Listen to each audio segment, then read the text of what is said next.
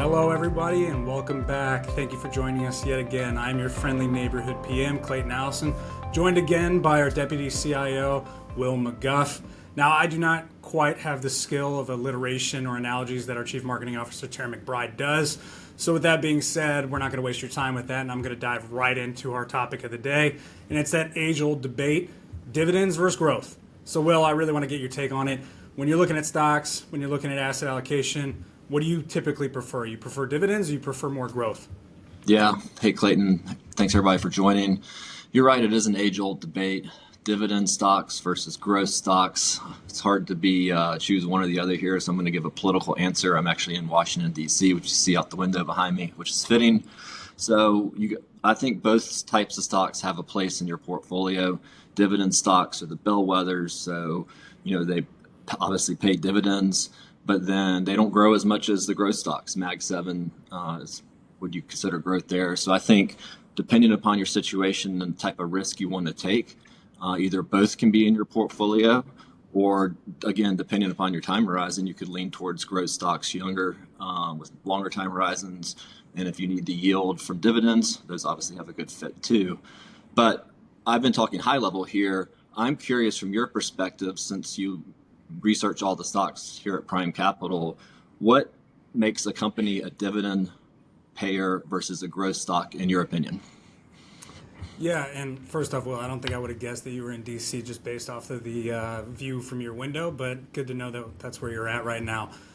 When looking at an individual company, you're pretty much going to be able to suss out, are they a dividend payer or are they a reinvestor of their capital, because really the ones that are going to be more growth oriented kind of get reflected in their price to earnings ratio. You're going to see a lot more of these companies have very high multiples. We're talking 30 plus versus these more stable, mature industries, let's say like grocery stores, that are going to be sub 12, 10 times PE multiples. So for those of you that don't know, that's price to earnings.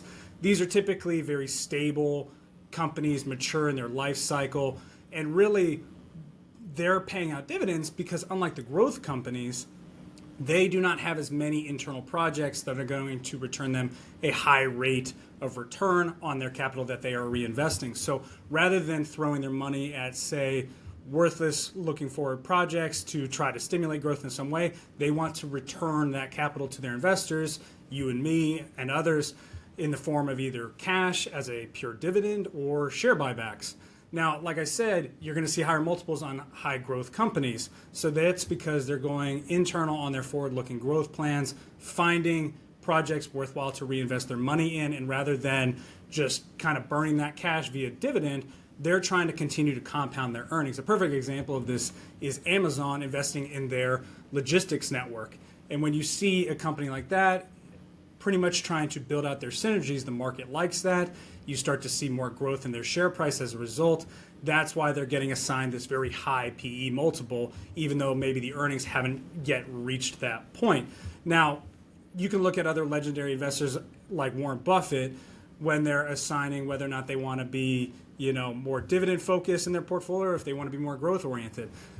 Berkshire Hathaway historically, does not pay a dividend because they believe that they can take their capital and reinvest it internally at a higher rate of return than you're going to be getting from them just paying out a dividend.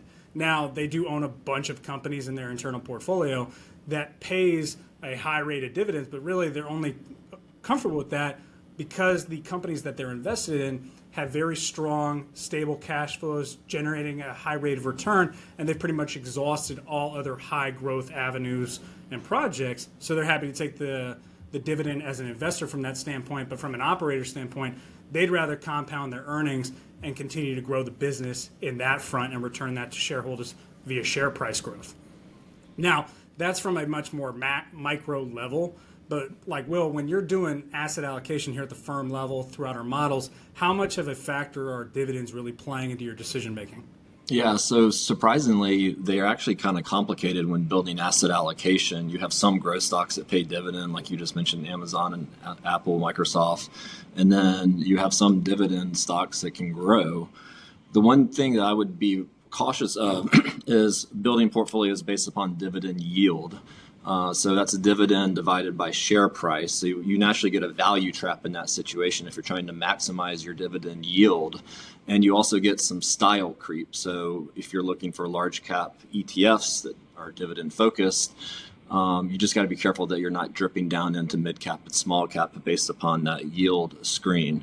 It's also important to note that when you're just looking at broad core blend exposure, you have a mix of both as well.